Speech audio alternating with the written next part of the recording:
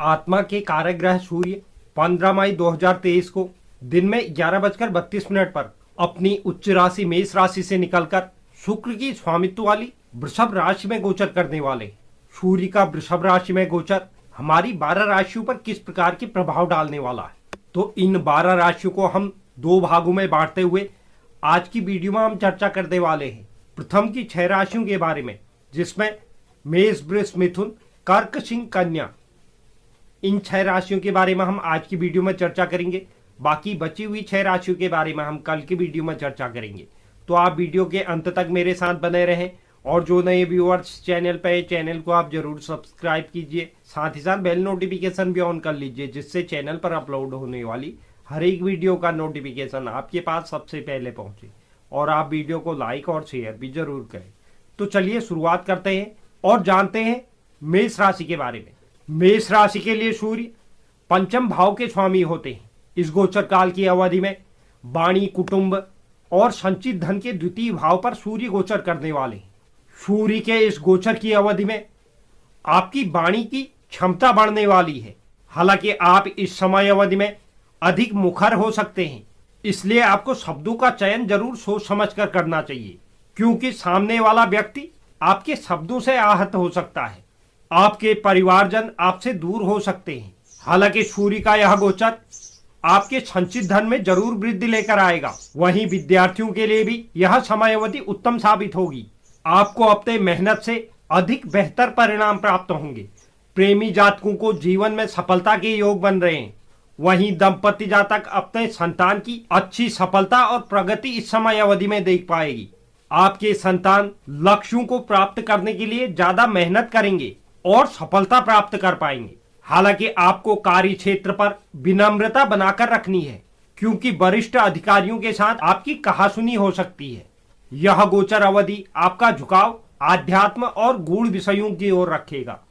इस गोचर काल को शुभ करने के लिए सूर्य को प्रतिदिन अर्घ्य दें। बात करते हैं वृषभ राशि की। वृषभ राशि के लिए सूर्य चतुर्थ भाव के स्वामी होते हैं। इस गोचर काल की अवधि में आत्मा और शरीर के लग्न भाव पर सूर्य गोचर करने वाले हैं। यहाँ पर बैठे हुए सूर्य की सप्तम दृष्टि आपके दाम्पत्य जीवन और व्यवसाय में साझेदारी के सप्तम भाव पर रहेगी। इस समय अवधि में आप अपने परिवार के लोगों पर ज्यादा ध्यान देंगे और उनका भरपूर साथ देंगे। हालांकि इस समय अवधि के दौरान आपके अंदर अहंकार की भावना भी पनप सकती है, जो आपके लिए समस्या का कारण बनेगी। दाम्पत्य जीवन के लिए यह समय अच्छा नहीं कहा जा सकता, क्योंकि सूर्य आपके सप्तम भाव पर दृष्टि रखेंगे। पति पत्नी के बीच आपसी तनाव बढ़ने वाला है। कहासुनी के योग बन रहे हैं, इसलिए आपको इस समय अवधि में अहम के टकराव से बचना होगा। आपको अपने आसपास के लोगों को समझने में भी समस्या होगी। हालांकि आपको अपने माता से कोई लाभ प्राप्त हो सकता है। साथ ही आप कुछ सुख साधनों की चीजों में वृद्धि कर सकते हैं। स्वास्थ्य के लिहाज से उच्च रक्तचाप, माइग्रेन या सिरदर्द जैसी समस्या आपको इस समय अवधि में परेशान कर सकती है। प्रतियोगिता परीक्षा के लिए यह समय उत्तम समय कहा जा सकता है। सरकारी क्षेत्र से भी धन लाभ के योग बनने जा रहे हैं। इस गोचर काल को शुभ करने के लिए प्रतिदिन सूर्याष्टक का पाठ करें। बात करते हैं मिथुन राशि की। मिथुन राशि के लिए सूर्य तृतीय भाव के स्वामी होते हैं। इस गोचर काल की अवधि में व्यय और हानि के 12वें भाव पर सूर्य गोचर करने वाले हैं। सूर्य का यह गोचर आपको आगे बढ़कर प्रयास करने के लिए प्रेरित करेगा। हालांकि आप जो भी काम करोगे उसमें कुछ रुकावटें या समस्याएं बढ़ सकती हैं। भाई बहनों के साथ भी गलतफहमियां उत्पन्न होंगी, जिसे आप समय रहते दूर कर सकते हैं। इस समय अवधि में आप यात्राएं भी करेंगे। सूर्य के इस गोचर की अवधि में आपको नए दोस्त बनाने से सावधान रहना चाहिए, क्योंकि वह आपको आर्थिक तौर पर परेशानी दे सकते हैं। सूर्य का यह गोचर आपके अंदर आध्यात्मिकता में वृद्धि लेकर आएगा। स्वास्थ्य के लिहाज से आंखों में दर्द, सिर दर्द, बदन दर्द या नींद में कमी जैसी समस्या आपको इस समय अवधि में परेशान कर सकती है। इस गोचर काल की अवधि में आपके विरोधी भी प्रबल रहेंगे, जो आपकी छवि को बिगाड़ने की कोशिश कर सकते हैं। वहीं कार्य क्षेत्र में आपको अपने सहयोगियों के साथ अच्छा व्यवहार रखना है। इसी में आपका हित छिपा हुआ है। बहुराष्ट्रीय कंपनियों में कार्य कर रहे जातकों के लिए यह समय अवधि उत्तम समय अवधि कही जा सकती है। सूर्य का यह गोचर आर्थिक तौर पर आपके खर्चों में वृद्धि लेकर आएगा। इस गोचर काल को शुभ करने के लिए ओम सूर्याय नमः मंत्र का प्रतिदिन 108 बार जाप करें। बात करते हैं कर्क राशि। कर्क राशि के लिए सूर्य द्वितीय भाव के स्वामी होते हैं।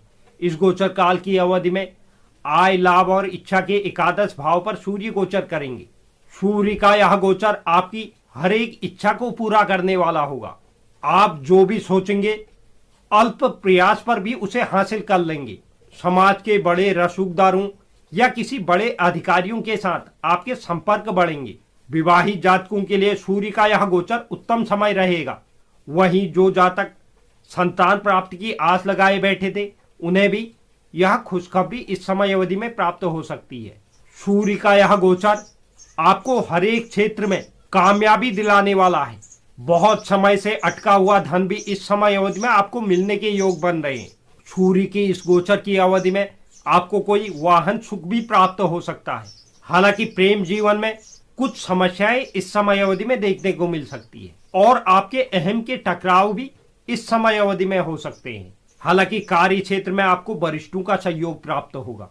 स्वास्थ्य के लिहाज से सूर्य का यह गोचर आपके स्वास्थ्य में सुधार लेकर आएगा।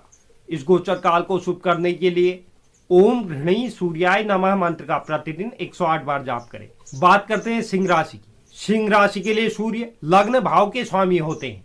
इस गोचर काल की अवधि में कर्म के दशम भाव पर सूर्य गोचर करने वाले हैं। यहाँ पर बैठे हुए सूर्य की सप्तम दृष्टि आपके चतुर्थ भाव पर रहेगी। सूर्य आपके दशम भाव पर दिग्बली अवस्था में रहेंगे, जो आपको प्रसिद्धि दिलाने वाले हैं। जो जातक सरकारी नौकरी की तलाश कर रहे थे उन्हें भी इस समय अवधि में सरकारी नौकरी प्राप्त हो सकती है। उनका चयन किसी अच्छी सरकारी सेवा में हो सकता है। यदि आप किसी प्राइवेट कंपनी में कार्य कर रहे हैं तो आपको इस समय अवधि में पदोन्नति मिल सकती है। हालांकि पारिवारिक जीवन में आपको तनाव का सामना करना पड़ सकता है। सूर्य के इस गोचर की अवधि में कार्य क्षेत्र में आप ज्यादा ध्यान देने की वजह से परिवार की कुछ उपेक्षा कर सकते हैं। इस समय अवधि में आपको सरकार या सरकारी क्षेत्र से कोई सुविधा प्राप्त हो सकती है। आपके शत्रु आपका चाहकर भी कुछ नहीं बिगाड़ पाएंगे, क्योंकि यह समय आपके शत्रुओं के लिए नुकसानदायक है।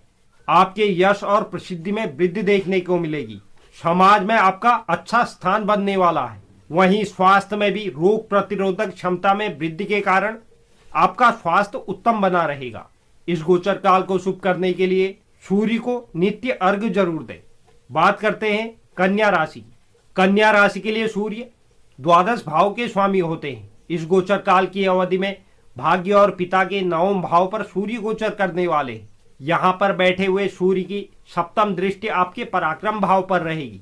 यह गोचर आपका झुकाव आध्यात्म की ओर करेगा। आपके अंदर आध्यात्मिकता का प्रभाव ज्यादा रहने वाला है। साथ ही सूर्य इस समय अवधि में आपको मान सम्मान भी दिलाएंगे। इस समय अवधि के दौरान आप अपने घर में कोई धार्मिक कार्य आयोजित कर सकते हैं। हालांकि पिता के साथ आपके संबंध खराब हो सकते हैं या उनकी सेहत पर कोई गिरावट आ सकती है। वहीं सूर्य के इस गोचर की अवधि में आप अपने परिवार के साथ तीर्थ यात्रा की योजना बना सकते हैं। अगर आप विदेश से संबंधित कोई भी कार्य करते हैं या विदेश में रहते हैं तो आपके लिए यह समय अवधि उत्तम समय अवधि रहेगी। इस समय अवधि में आपको नौकरी में भी स्थानांतरण प्राप्त हो सकता है।